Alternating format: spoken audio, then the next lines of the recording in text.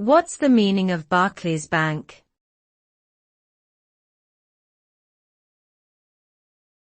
Barclays Bank.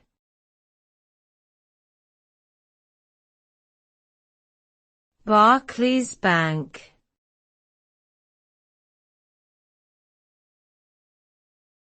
Barclays Bank.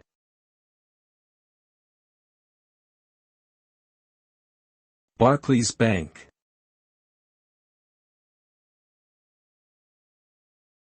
Barclays Bank is a British multinational banking and financial services company. The company was founded in 1690 by John Freem and Thomas Gould in London, England. It operates in over 40 countries around the world and offers a wide range of banking, investment, and wealth management services.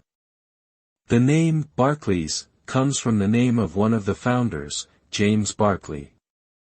Over the years, the bank has grown to become one of the largest and most respected banks in the world.